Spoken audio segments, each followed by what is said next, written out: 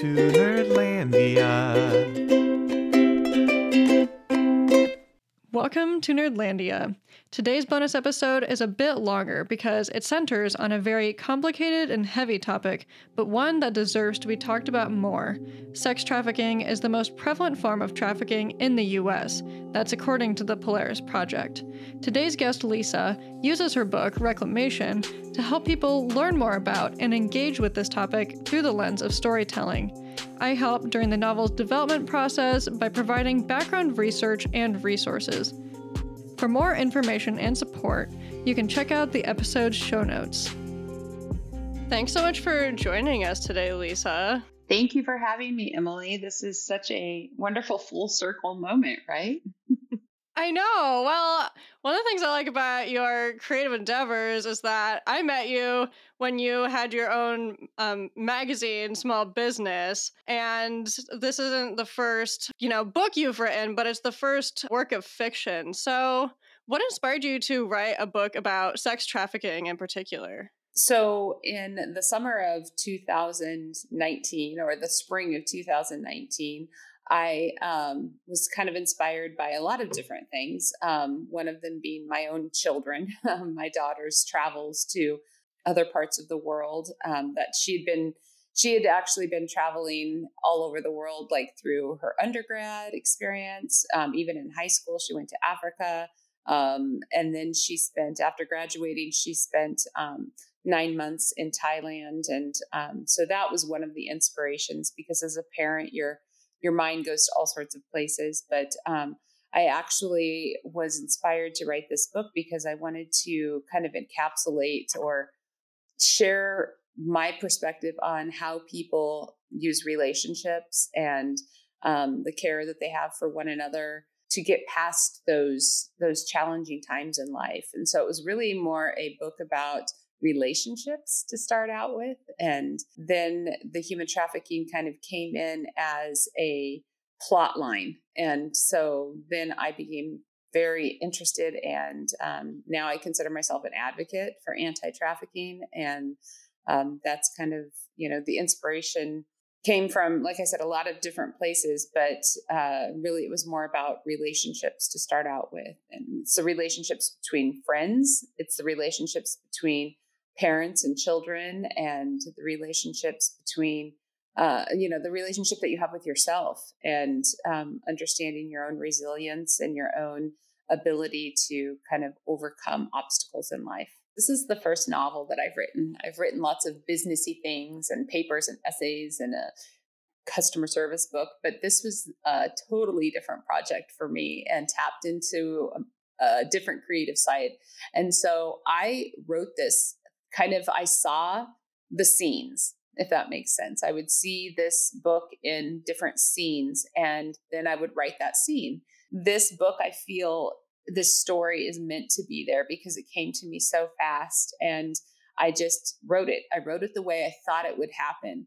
And then after I got my first draft done, that was when I was like, okay, now I need to make sure I get it right. And so this is a topic that you don't want to get wrong. And like you said, this is a topic that has so many facets and so many different elements and factors that play into it. And so I knew that I had to start doing the research. I was fortunate to have a connection with these three amazing women from the Agape International Mission through a colleague of mine. She connected us, and these three women spent a lot of time with me kind of sharing their experience. So with the AIM organization, they actually have rescue. They have a home, and they do rescue missions in Cambodia to help victims and survivors of human trafficking. And so they've actually been on these missions, and they shared a lot of insight with me, a lot of the inner workings of the legal system, understanding how normalized and also how corrupt this is in foreign countries and how difficult it is. They helped me realize how much work the families and the loved ones of victims, what that process is like for them in that experience, and how much they go through trying to recover and find people. And so that was just an super valuable experience for me. And they were such a kind of like these cheerleaders that kept encouraging me to keep iterating this story and updating it and doing different drafts and making it better and to continue writing it and eventually getting it out there for the world to read. And so that was wonderful.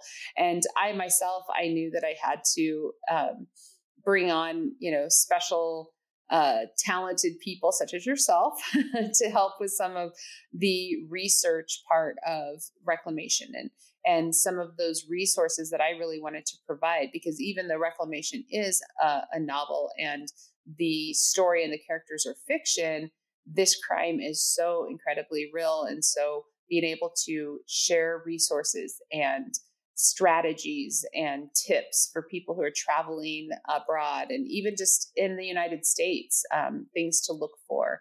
And so I hope that, one of my big takeaways that I always share is see something, say something. So the Agape International Mission, other researchers, my daughter's experience, her friend that went with her to Thailand, I wanted to make sure that I told the story in a way that honored all of the good experiences that they have had traveling, that my daughter's had traveling abroad, because 99% of the world, they just want to help and they want you to experience their lands and their cultures and whatever it is that you're doing, whether it's education or just pleasure or whatever, they want you to have a great time. But then there's this small percentage that kind of ruins it for others.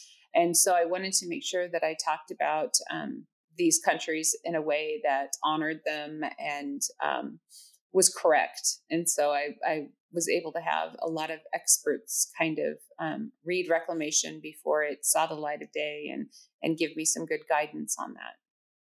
Yeah, absolutely. Even though you say you just set out to write this book about relationships, I appreciate and admire your dedication to really getting the word out and getting that awareness out about sex trafficking, and also for you as an author becoming more informed about that and helping readers become more informed too.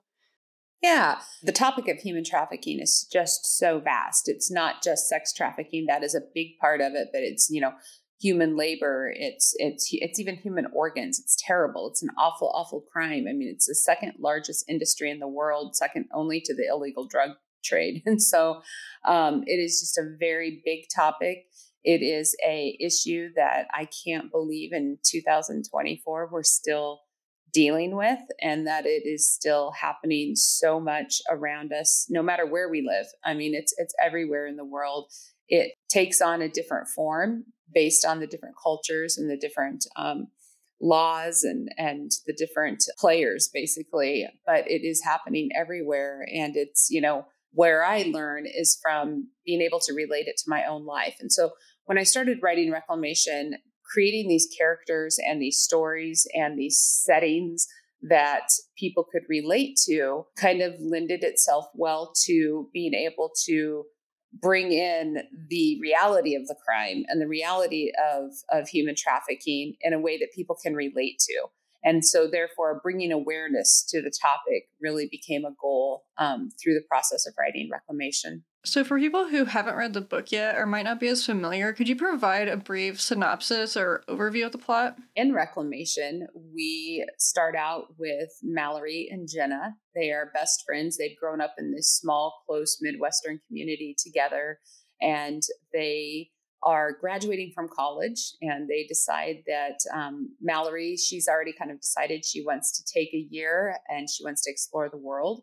And she wants to do this at first on her own. And then things kind of change for Jenna. Jenna's her very type A best friend who is a high achiever and has a great job waiting for her after graduation. And then decides that she needs to maybe let loose a little bit and also experience some new things. So together they embark on this journey to explore Southeast Asia. They're going to kind of backpack and travel through this area of the world and learn more before they both take on, their different chapters in life. They travel abroad, and quickly in their travels, they are, one thing leads to another. And unfortunately, they are abducted.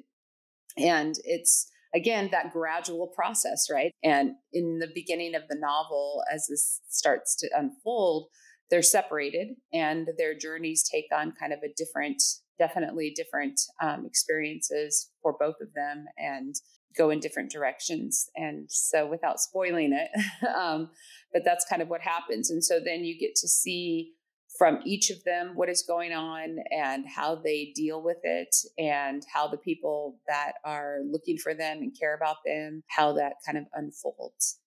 Yeah, and without giving too much away, at the beginning of the book, as the events start to unfold, everything feels really sudden and confusing.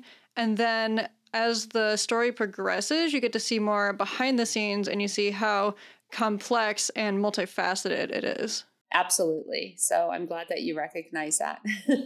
Yeah, I think it does a good job of showing all these different perspectives and how different people maybe respond to that happening. And one of the things I was also wondering about is, you mentioned that this happens everywhere. And I'd also like to bring up, according to websites like the Polaris Project, that sex trafficking actually usually happens when traffickers groom their victims and manipulate them into cooperating, as opposed to just kind of a kidnapping of a stranger. And so I just wanted to get your thoughts on what made you decide to take the approach that you did to the narrative. Reclamation is set. It begins in the Midwest in a small town, much like Hastings, Nebraska, which you and I both have experience living in Hastings, and at a small, kind of that close-knit community that we can kind of relate to. And in America, specifically in the Midwest, human trafficking takes on this different form than it does in Southeast Asia or in other countries. And a lot of times, very similar to the research you just shared, it is somebody that a victim is familiar with that gets them involved in this crime. And it's a grooming process. It is the process of creating this illusion of trust with somebody. And that is a lot of times how it happens. So, and it's really sad that that's how it happens. We see siblings and parents and relatives and close friends that prey upon somebody that they know that may be vulnerable. And then eventually they get them involved in this crime and take advantage of them in that way. In other countries, it is even normalized. In a lot of countries, there are cultures where young girls, young men too, but mostly women, young girls grow up knowing that this is what they're going to do when they get older. And that is just heartbreaking to think that that is happening. It is also a very aggressive crime in many countries where women are abducted, such as what we see in Reclamation. In Reclamation, I tried to tell the story through that narrative of it happening. I don't want to give too many spoiler alerts, but how it happens internationally, but then also how it happens in the United States. And so you get to see kind of both of those scenarios. And so I hope that readers can see that it is such a gray, blurry, messy topic, and there are no black and white. There's not like a standard operating procedures for human trafficking. It happens differently everywhere, and it happens in a gradual way. It's a very gradual process that happens in a lot of cases. And so identifying some of those signs and some of those red flags, if you will, is very important in order to mitigate this crime. Yes, it's such a complicated issue, and I think that's a great point that there's not a single instance that defines it, It looks different in different situations, different cultures, and different areas. Yeah, and I hope that in Reclamation, it's told from 5 different perspectives. The 2 main characters, they give their first-person perspective of being victims of this crime and being survivors of this crime. Then, you have the whole community around them and the people that are important to them. And so you get those perspectives as well. And so really telling the story from these different approaches. And then there's a lot of ancillary characters that don't have that first person perspective in the book, but their story is told as well, such as the people who are fighting the crime. Are there any passages that you think help bridge the gap between storytelling and informing about this important topic? Yes, I would like to just read the whole book to you now, but we can't. So yes, check out the audiobook. Yes, absolutely. Check out the audiobook. The audiobook was a lot of fun to create. I would love to share more about that. But yeah, I am going to read a small passage, and this is early in the process. And this is when Mallory is kind of sequestered away and has experienced some really horrific realities and is kind of going through what this has done to her and how she is dealing with it. My body reacts when I am first put into this room. The hot flashes consume me, and then I get dreadfully cold as the drugs make their way out of my system. This only lasts a short time, maybe a few days. It's hard to tell. The light outside the doorway could be natural light or lighting from the hallway. Soon I find myself thinking more clearly and logically. In order to keep my mind from turning to mush, I try to keep moving. There is a mat on the floor where I lie down to sleep. I stretch and do different types of physical exercises like push-ups, sit-ups, jogging in place. Just doing a little bit of this tires me quickly, but it does get easier each time. I need to strengthen my body. I am weak, and I want to be strong enough to escape if the opportunity arises. Keeping my wits about me is challenging. I recite the lyrics to all the Beatles songs I can think of and commit them to memory. Then I move on to Bob Dylan songs, Tom Petty, Queen, and Elton John. Singing reminds me of my father. He influenced my love of the classics. By day, he is an insurance auditor, but his true love is music.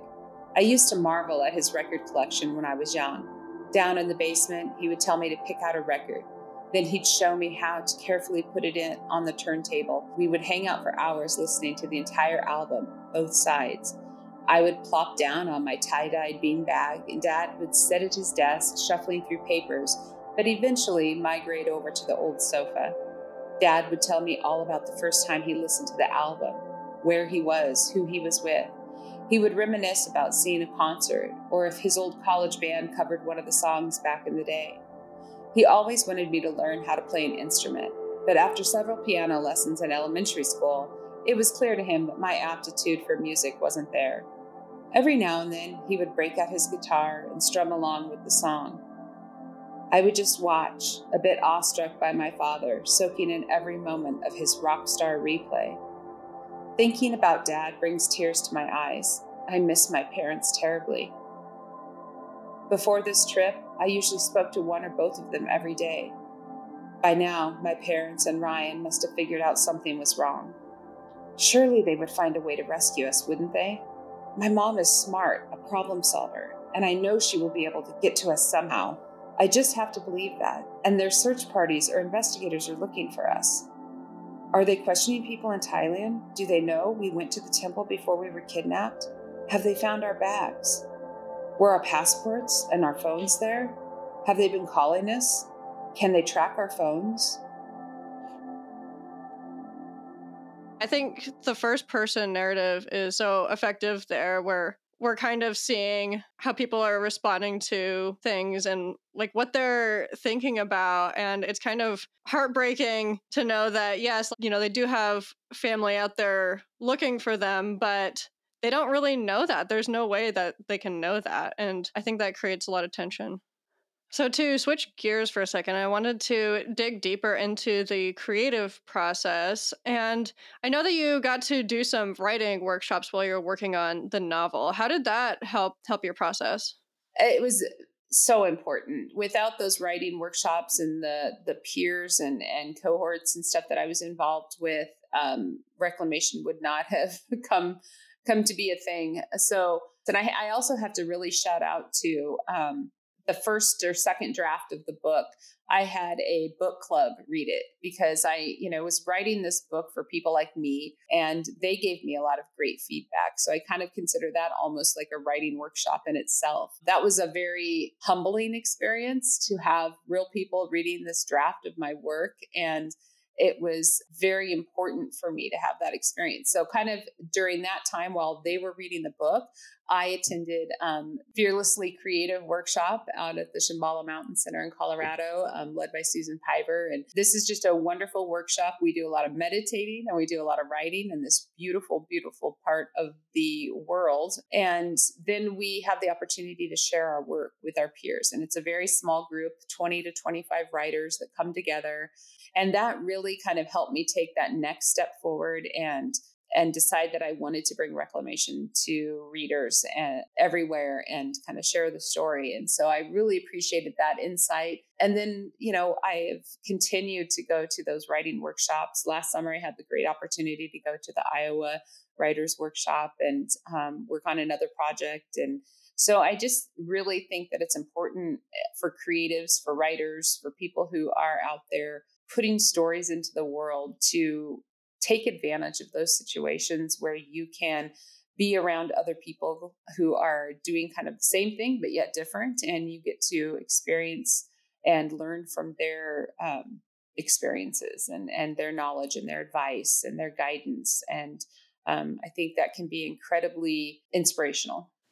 Yes, absolutely. It's just such a breath of fresh air to have another creative look at your work and also just give that support.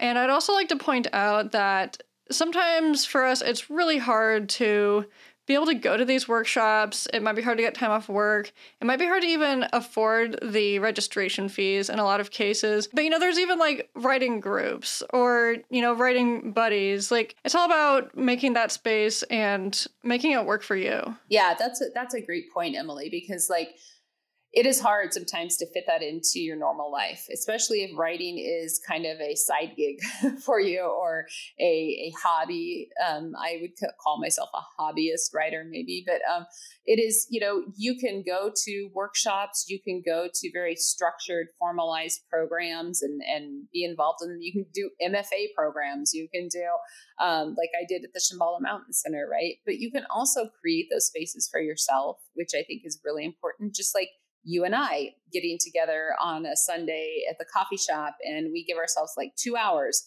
and it doesn't matter what we're working on, but just kind of creating that space, creating that time and saying, we're going to work and we're going to write. You don't even have to share what you're writing with each other. It's just giving yourself that space and time to write those words and get them out there. And it's something that I think I've learned through that process and maybe even been a little inspired by you from is just start writing, just start doing it. And it's going to be clunky. It's going to be messy, but it's a start and then you can make it right. That is definitely something through writing reclamation. Just start doing it and get those ideas and that intention of what you want to say out there. And then you can come back in and supplement and make it, you kind of enrich it all with the meat on the bones kind of thing. And I do that a lot. And I actually, as an academic, I definitely do that when I do my research. So I know kind of what I want to say. And then, you have to do the research and add the facts afterwards. And so that's helped me in all sorts of different types of writing formats. Yeah, and I want to also give you kudos for making the jump into fiction writing from an academic background where you're writing a bunch of informational things all the time. Yeah, thanks. Since its publication, Reclamation has really sparked a lot of just invaluable conversations, whether that's, with book clubs or at events that you're speaking at, just a lot of different things like that, which is really cool to see. What ways have you seen that the book has helped raise awareness? Probably the biggest thing that I have seen is the conversations, the willingness that people have had to share those kinds of stories with me and that have helped them kind of talk about these things. That to me is just so rewarding. It's definitely a rewarding part of writing reclamation. They ask how can we get involved? What can we do? And so one of my biggest pieces of advice for people out there, especially people who are just learning about this terrible crime, is to be that place, be that safe space for somebody. They can come to you if they have trouble. That is something that has been definitely an eye-opening thing for me is that people sometimes don't always see that. I think that has been definitely a good outcome of reclamation and some of those conversations. And then, of course, there's so many other ways to get involved. Just going through the resources and all the resources that you found, you can get involved with the organizations. You can become part of, for instance, last week, the I've Got a Name organization here in Lincoln, Nebraska, they did a walk for freedom and to raise awareness around human trafficking. Nebraska is with the interstate and some of the events that we have in the state, it happens a lot. Human trafficking happens a lot in our state. And so we want to raise awareness around that. There are lots of organizations. Make sure that you vet them well and that you do your research, and you can get involved. You can volunteer. You can financially contribute to the efforts. You can talk to the lawmakers. You can talk to your senators and legislatures and try to get laws changed so that the punishment for solicitation of sex from the people who are soliciting, not the people who are being used through the process, but so that those punishments are more strict and more severe, and maybe we can cut down on that demand by changing those laws. So however you can get involved, I think that reclamation is a good starting point, and it can open your eyes to it and just start asking around. And the biggest thing that I can say is talk about it. It's a terrible topic. It's a terrible crime. Nobody wants to talk about it necessarily, but we have to, because nothing changes if we don't address it, if we don't actually acknowledge that it exists and that it's happening. We can't change it. So be willing to have those hard conversations.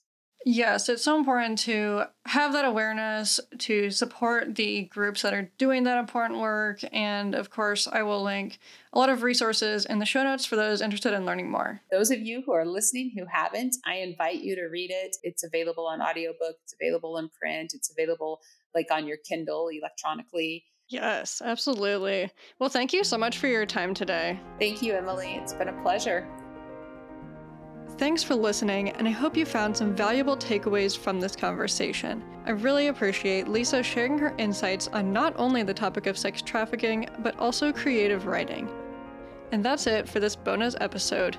See you next week for another full-length conversation.